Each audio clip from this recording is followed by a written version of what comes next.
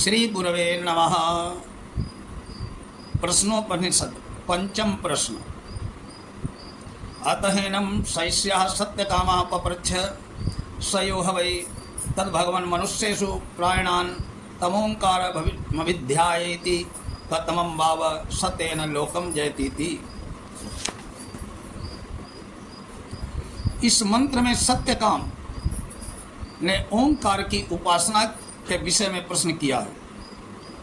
उसने यही जिज्ञासा की है कि जो मनुष्य आजीवन ओंकार की भली भांति उपासना करता है उसे उस उपासना के द्वारा कौन कौन से लोक की प्राप्ति होती है, अर्थात उसका क्या फल प्राप्त होता है। तस्मै होवा एतद्वै सत्यकामं परमं चापरं च ब्रह्य यदोंकार तस्मात् विद्वान्नेते नैवायतने नैक तरमन्वेति। इसमें महर्षि पिप्पलाद ओम इस अक्षर की उसके लक्ष्यभूत परब्रह्म पुरुषोत्तम के साथ एकता करते हुए कहते हैं कि हे सत्यकाम, ये जो ओम है वो अपने लक्ष्यभूत परब्रह्म परमेश्वर से भिन्न नहीं है, इसलिए यही परब्रह्म है। वो अपने ये वही परब्रह्म से प्रकट हुआ विराट स्वरूप अपर ब्रह्म भी है। केवल इसी एक ओंकार का जप स्मरण चिंतन करके उसके द्वारा अपने इष्ट को चाहने वाला विज्ञान संपन्न मनुष्य उस परब्रह्म को पा लेता है।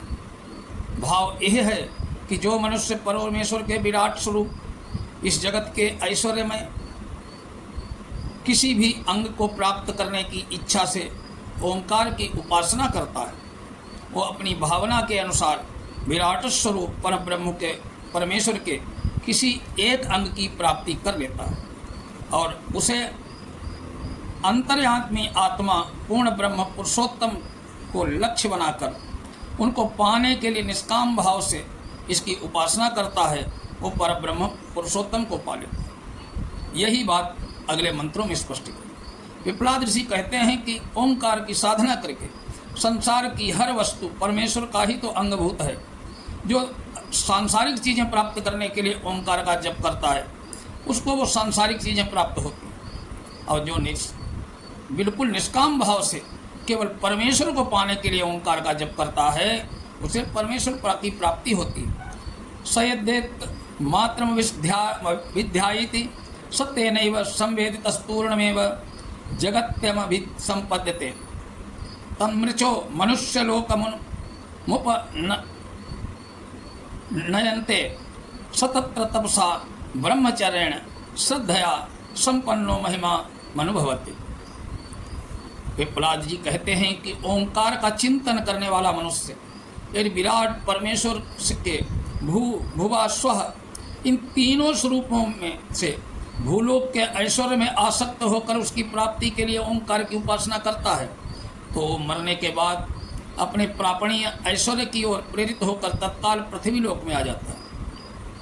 ओंकार की पहली मात्रा ऋग्वेद स्वरूपा है, उसका पृथ्वी लोक से संबंध है, अतः उसके चिंतन से साधक को ऋग्वेद की ऋचाएँ पुनः मनुष्य शरीर में प्रविष्ट करा देती हैं। वो उस नवीन मनुष्य से जन्म में तप ब्रह्मचर्य और श्रद्धा से संपन्न उत्तम आचरणों वाला श्रेष्ठ मनुष्य बनकर अतिशय ऐश्वर्य का उपभोग करता है, अर्थात उसे नीची योनियों में भटकना नहीं पड़ता है। वो मरने के बाद मनुष्य होकर पुनः शुभ कर्म करने में समर्थ हो जाता है, वहाँ नाना प्रकार के सुखों का उपभोग करता है। अथ यदि द्विमात्रेण मनसि संपद्यते सोन्तरिक्षम यजुर्भिरुनीयते सोमलोकम ससोमलोके विभूतिमनुभूय पुनरावर्तते। यदि साधक दो मात्रा वाले ओंकार की उपासना करता है, अर्थात उस विराट स्वरूप परमेश्वर के अंगभूत भूह मनुष्यलोक भुवः स्वर्गलोक, इन दोनों के ऐश्वर्य की अभिलाषा से उसी को लक्ष्य बनाकर ओंकार की उपासना करता है तो मनोमय चंद्र लोक को प्राप्त होता है। उसको यजुर्वेद के मंत्र अंतरिक्ष में ऊपर की ओर चंद्रलोक में पहुंचा देते हैं। उस विनाशशील स्वर्गलोक में नाना प्रकार के ऐश्वर्य का उपभोग करके अपनी उपासना के पुण्य का क्षय हो जाने पर पुनः मृत्युलोक में आ जाता है। वहाँ उसे पूर्व कर्मानुसार मनुष्य शरीर या उससे कोई नीची योनि मिल जाती है। यह पुनरेतम त्रिमात्रेण मित्ते तेनैवाक्षरेण परमं पुरुषमभिध्यायेति सत्तेजसी सूर्य संपन्न यथा पादोदरश्चा विनिर्मुच्यत एवं हवैष पाप्मना विनिर्मुक्ताः ससामभिर्नुन्नीयते ब्रह्मलोकं स एतस्मात् जीवघनात् परात् परं परिशुष्य पुरुषमीक्ष्यते तदैतो श्लोको भवतः। इस मंत्र में पुनः शब्द के प्रयोग से सूचित होता है कि मनुष्य उपयुक्त कथन के अनुसार इस लोक और स्वर्गलोक के ऐश्वर्य की अभिलाषा से अपर ब्रह्म को लक्ष्य बनाकर ओंकार की उपासना करने वाले साधकों से विलक्षण साधन का वर्णन यहाँ किया गया। उपासना का सर्वोत्तम प्रकार यही है। ये भाव प्रकट करने के लिए ही इस मंत्र में यदि पद का उपयोग नहीं किया गया, क्योंकि इसमें कोई विकल्प नहीं है। इस मंत्र में यह भी स्पष्ट रूप से बतला दिया गया है कि ओंकार उस पर ब्रह्म का नाम है, उसके द्वारा उस पर ब्रह्म परमेश्वर की उपासना की जाती है। मंत्र में कहा गया है कि जो कोई साधक इन 3 मात्राओं वाले ओंकार स्वरूप अक्षर द्वारा पर ब्रह्म परमेश्वर की उपासना करता है, वो जैसे सर्प के चुलू से अलग हो जाती है, उसी प्रकार सब प्रकार के कर्म बंधनों से छूटकर सर्वथा निर्विकार हो जाता है। उसे सामवेद के मंत्र तेजोमय सूर्यमंडल में ले जाकर सर्वोपरि ब्रह्मलोक में पहुंचा देते हैं। वहाँ वो जीव समुदाय स्वरूप चेतन तत्व से अत्यंत श्रेष्ठ उन पर ब्रह्म पुरुषोत्तम को प्राप्त हो जाता है, जो संपूर्ण जगत को अपनी शक्ति से के किसी एक अंश से धारण किए हुए हैं और संपूर्ण विश्व में व्याप्त हैं, जो अंतर्यामी रूप में से सबके हृदय में विराजमान हैं।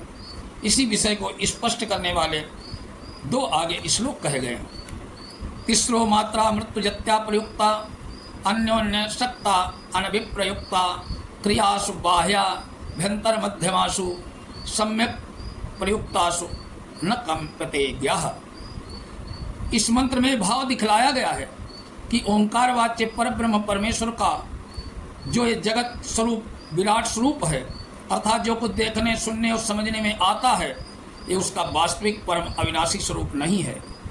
ये परिवर्तनशील है, अतः इसमें रहने वाला जीव अमर नहीं होता है। वो चाहे ऊंचे से ऊंची योनि को प्राप्त कर ले, परम जन्म मृत्यु के चक्र से नहीं छूटता है।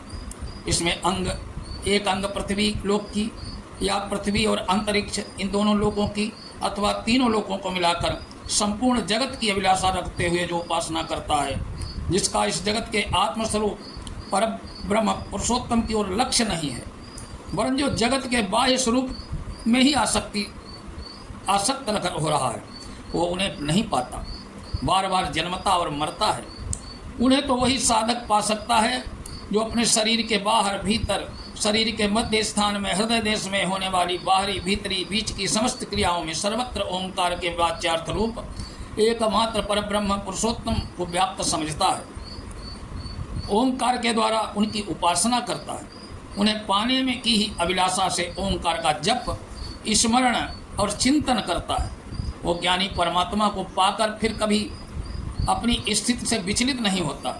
ऋग्वेदम यजुर्वेदंतरिक्षम सामवेद तत्कवयो वेदयन्ते तमोंकारेणे वायतने नान्वेति विद्वान यत्तच्छांत मजरम मृतम अभयम परम चेति।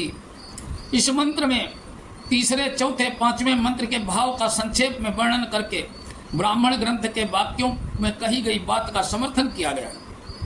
भाव यह है कि एक मात्रा अर्थात एक अंग को लक्ष्य बनाकर उपासना करने वाले साधक को ऋग्वेद की ऋचाएँ मनुष्य लोक में पहुंचा देती हैं।